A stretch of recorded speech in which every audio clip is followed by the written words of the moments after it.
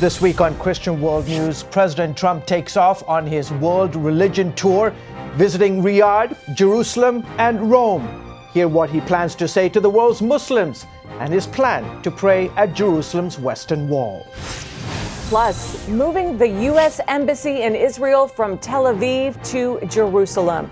Candidate Trump pledged he would do it, but this week, President Trump says, not now. Will he keep his promise?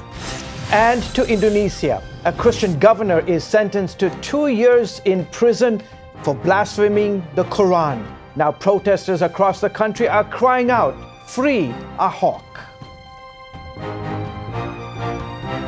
Welcome to Christian World News, everyone. I'm Wendy Griffith. And I'm George Thomas. Thank you for joining us on the broadcast this week. President Trump is on his first international trip since taking office. He'll be attending a major international summit in Europe. But first, his first stop is the Middle East, including Israel. This weekend, the president will visit a major Muslim nation as he's looking to strengthen a coalition against Islamic terrorism.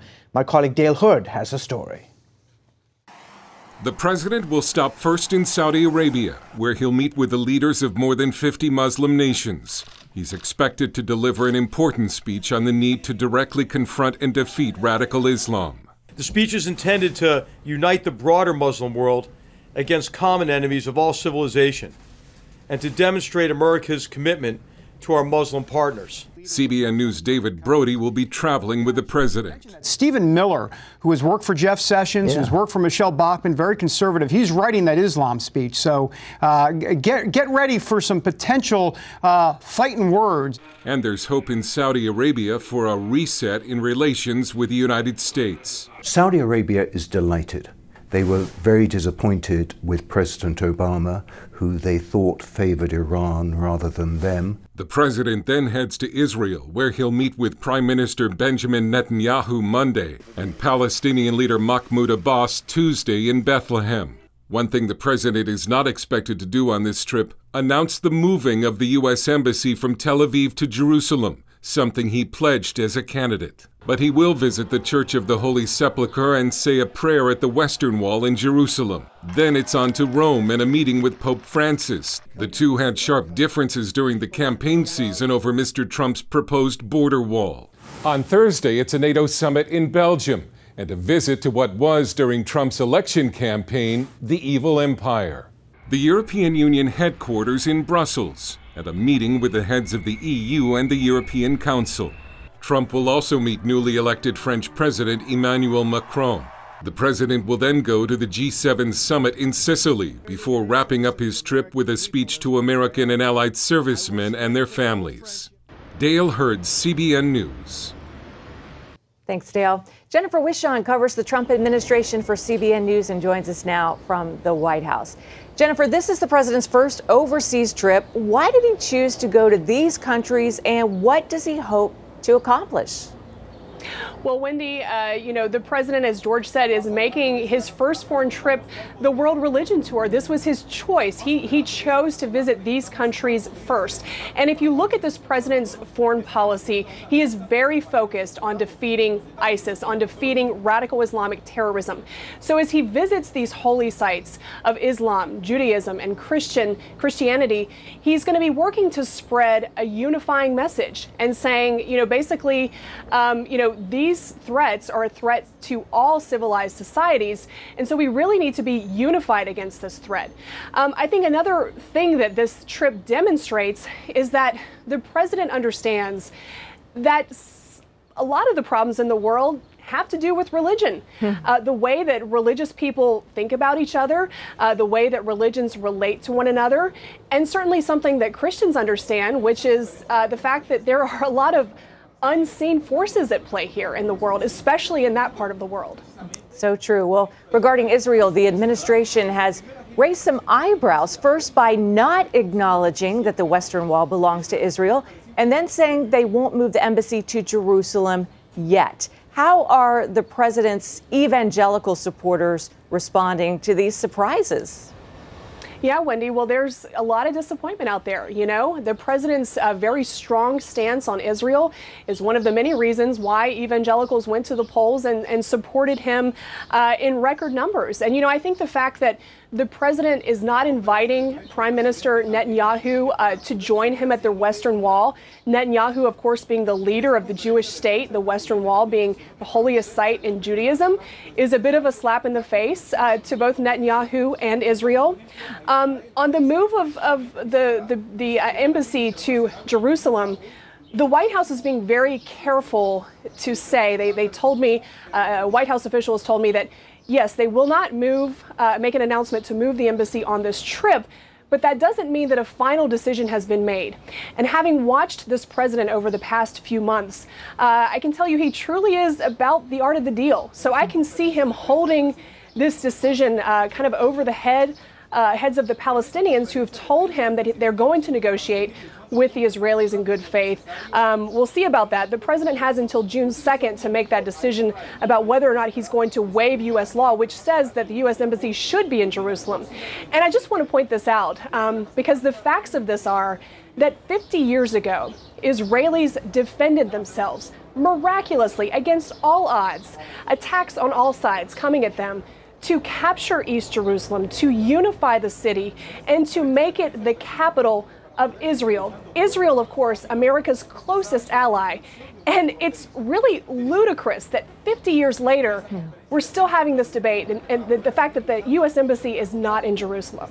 That clearly shows that this is a spiritual battle as much as a political battle, Jennifer. Well, there is a bright spot in the Trump administration. UN Ambassador Nikki Haley has been an outspoken defender of Israel. And recently she told David Brody about the Western Wall and the U.S. Embassy. Let's watch. I don't know what the policy of the administration is, but I believe the Western Wall is part of Israel. And I think that that's how, we've always seen it, and that's how we should pursue it. I'm not real sure what happened with that issue, but I know that they're trying to fix that and get that taken care of. But, we've always thought that the Western Wall was part of Israel. Obviously, I believe that, the capital should be Jerusalem and the embassy should be moved to Jerusalem, because if you look at all of their government is in Jerusalem. So much of what goes on is in Jerusalem. And I think that we have to, see that for what it is. Jennifer, just like you were saying, and it sounds like she's the right person to have at the United Nations. She certainly is a bright light. Wendy, the level of anti-Semitism inside the United Nations is really unbelievable. And another thing that's unbelievable is recently all 100 members of the United States Senate, I just want to repeat that, all 100 members, Democrats and Republicans, sent a letter to the United Nations and told them that they need to cut this out. They also pointed out the United Nations Human Rights Council for its hypocrisy. This council constantly targets Israel. Meanwhile, some of the worst human rights violators sit on this council. Countries like China, Saudi Arabia, Cuba. And so Nikki Haley's bold leadership and her willingness not to mince words on these issues truly is a bright light, and it's the place and it's the type of leadership that the U.S. really should have been delivering to the UN for a long time. Couldn't agree more. Jennifer Wish down at the White House for us. Thanks so much, Jennifer. George? As we mentioned, President Trump's first stop is Saudi Arabia, where he's expected to give a major speech on Islam. Many are hoping he comes on much stronger than his predecessor.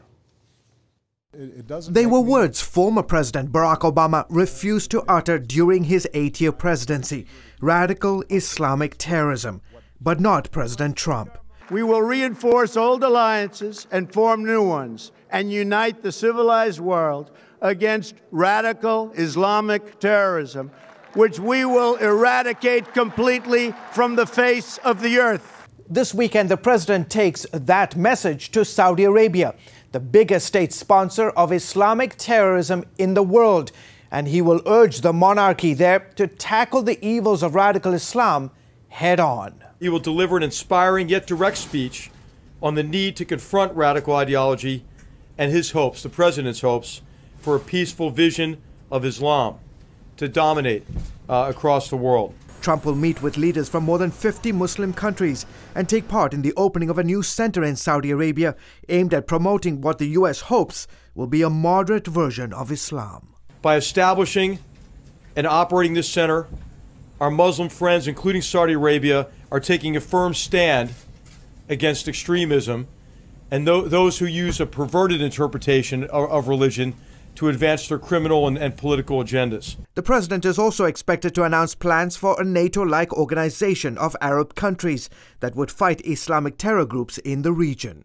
One of the goals on this trip is for President Trump to mobilize a coalition, including Saudi Arabia, against ISIS and Al-Qaeda and Iran. Jim Phillips, a Middle East expert with the Heritage Foundation, says the president mustn't shy away from confronting the Saudis on their climate of radicalization. If he offers the prospect of greater security cooperation versus Iran, which is their greatest enemy, then I think they would be willing to take more steps to confront Islamist radicals in their own ranks. The Saudi king says he wants to fight Islamic extremism, but Phillips worries whether the government can effectively go after terror groups that pose a threat to the region and the United States as well.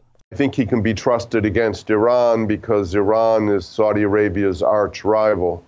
But Saudi Arabia still is likely to support groups that are hostile to the U.S. and to Israel. Franklin Graham, son of evangelist Billy Graham, often speaks out against the threat of radical Islam. He says past American presidents have been reluctant to pressure the Saudis because of various military and economic partnerships between our two countries. We've had many Americans there working for years in the oil business and so forth, but we don't need their oil.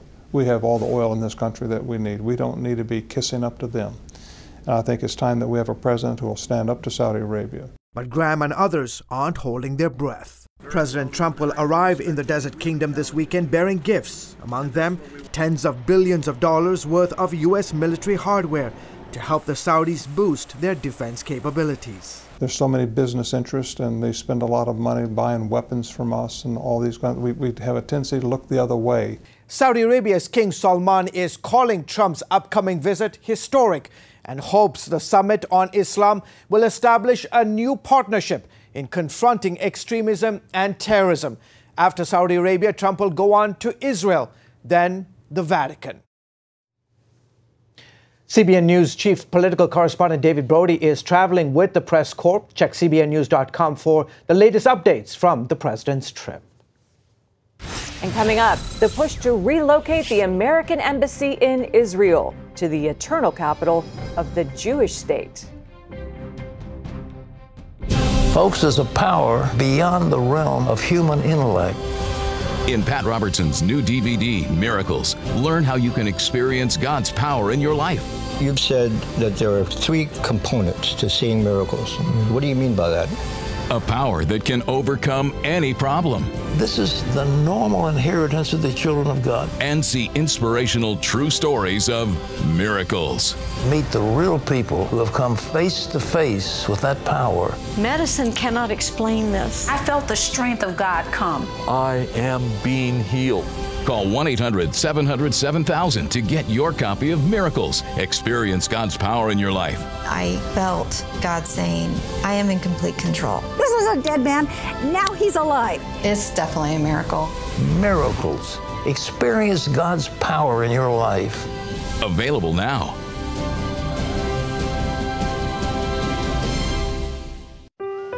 Life. It's meant to be lived fully. Jesus said it. I came to give you life. Life to the fullest.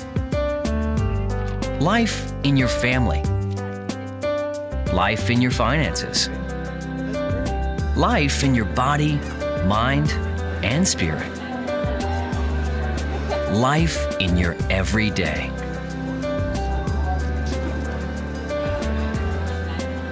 At CBN.com, we're taking what Jesus said seriously.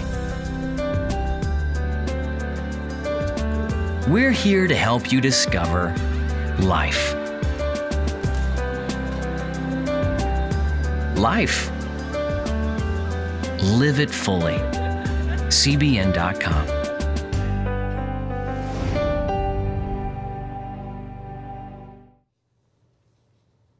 More than 60 American Christian leaders have sent President Trump a letter. They're calling for him to recognize Jerusalem as the capital of Israel, and they want him to move the U.S. embassy there. Yeah, but the White House says that while Trump wants to move the embassy, he won't do it now. He feels it would complicate the restart of peace talks between Israelis and Palestinians. Chris Mitchell brings us that story.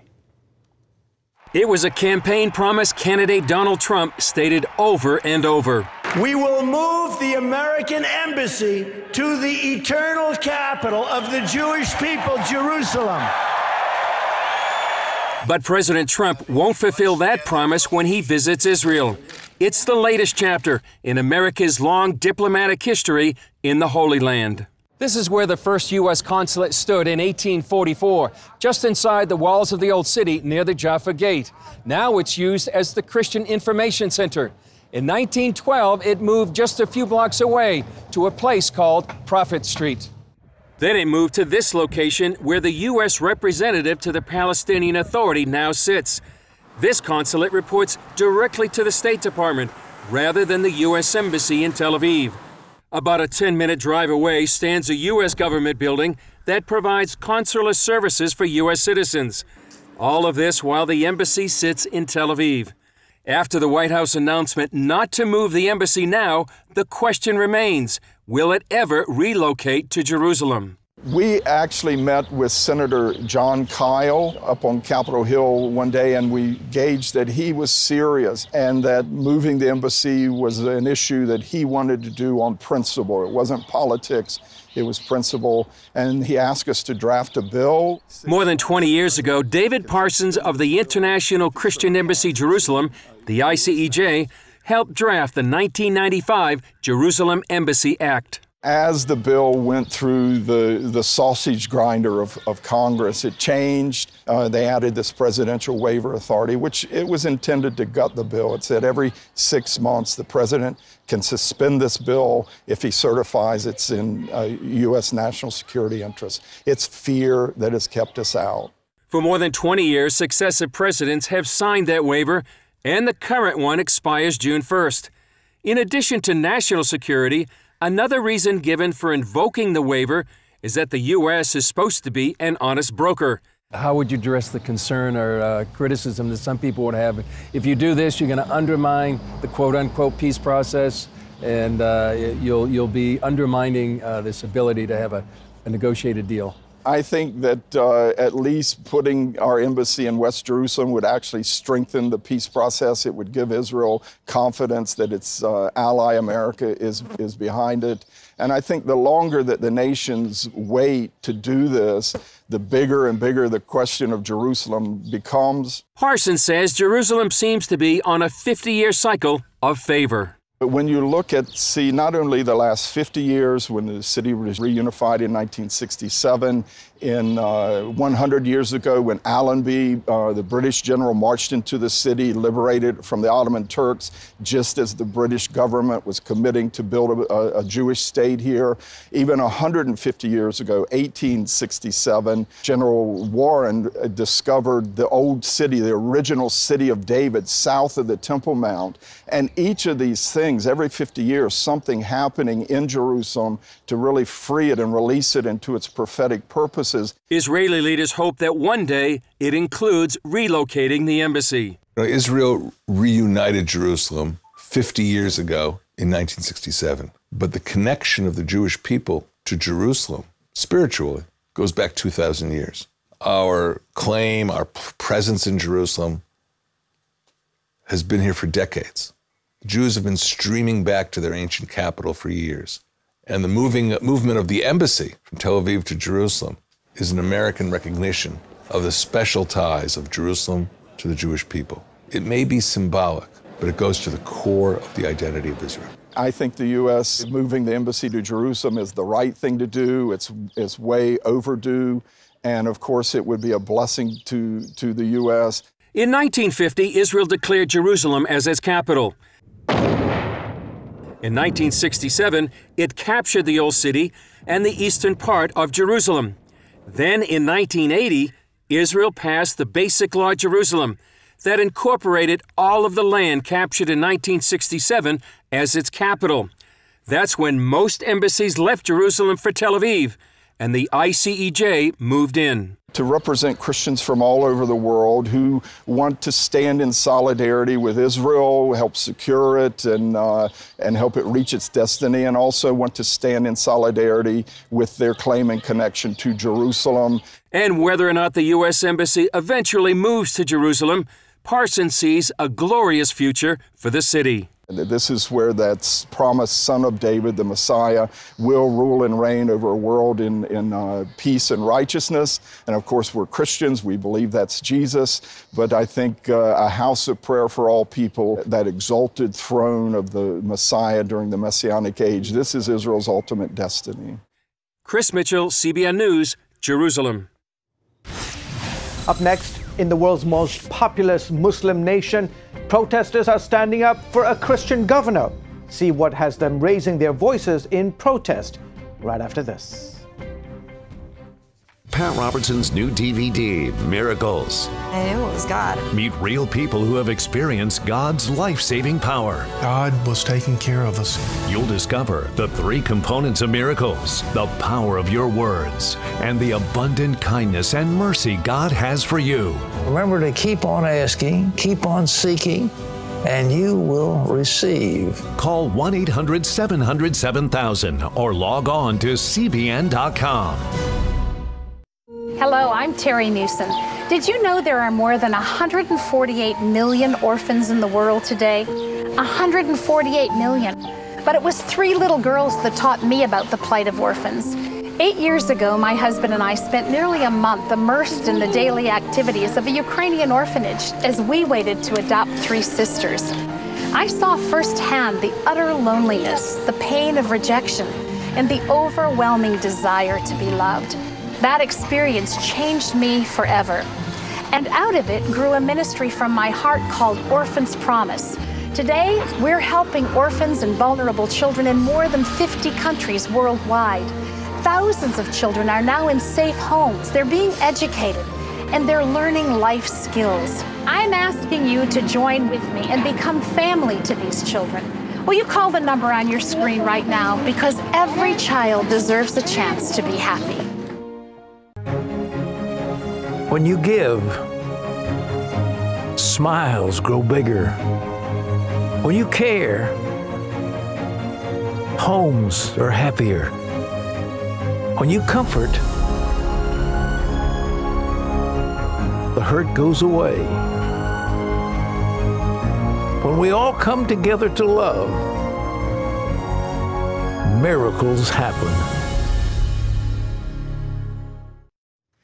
And welcome back to the broadcast. Many people in Indonesia are still protesting after the former Christian governor there of Jakarta was sentenced to 2 years in prison for blasphemy against Islam. Now, as Lucille Toluson reports, there's growing concern that Islamic radicals are trying to impose their ideology in the world's largest Muslim nation. Angry and embittered supporters of Jakarta's Governor Basuki Cahayapurnama, better known as Ahok, gathered in front of this court building demanding the release of the Christian governor.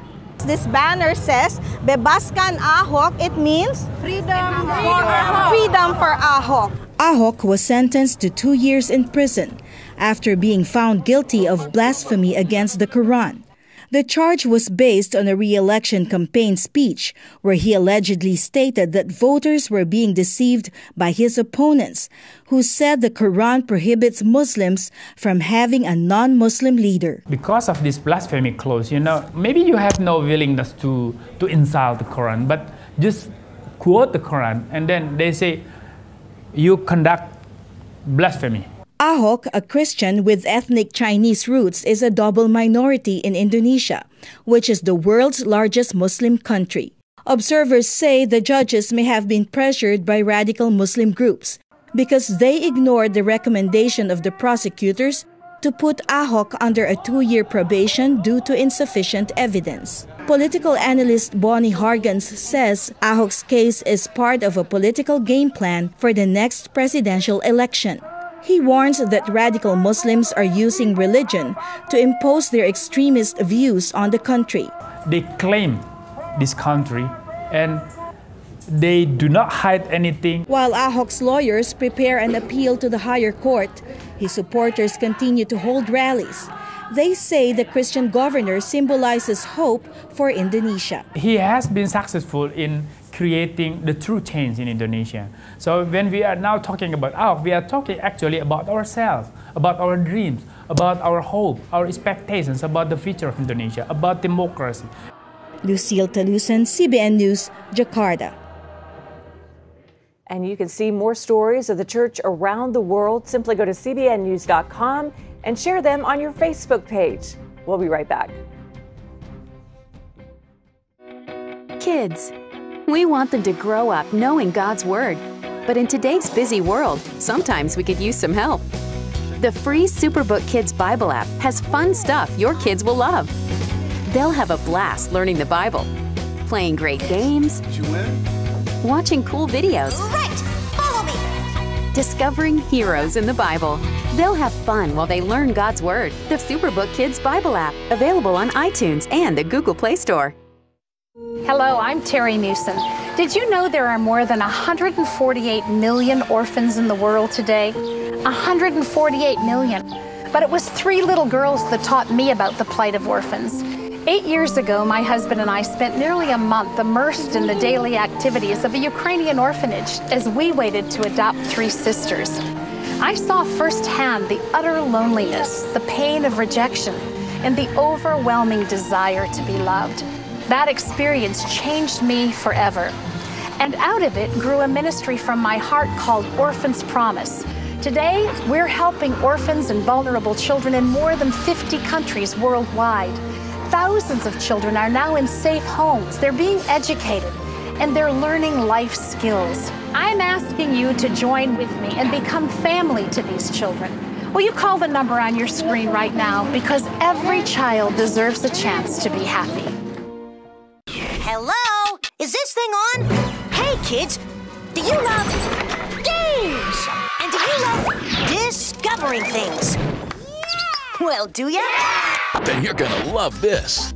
It's the new free Superbook Kids Bible app. You can play games, watch videos, find answers to your questions, and a whole lot more.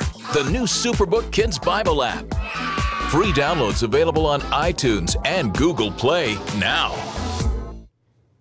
And finally, this week on Christian World News, Operation Blessing has rebuilt a school for children in Nepal. A deadly earthquake devastated the area 2 years ago and destroyed the entire school building. Students eventually tried to resume their studies, but the closest school was a 40-minute walk away. That's a long way. So Operation Blessing stepped in to help, providing relief to the disaster victims and helping them get back on their feet through skills training and micro-enterprise programs, as well as rebuilding the entire school. Now, 54 children are registered and ready to attend classes right in their own community. That's fantastic. Well, folks, that is it for this week's edition of Christian World News. I hope you've enjoyed all our stories. Until next week. Yes, from all of us here, goodbye and God bless you.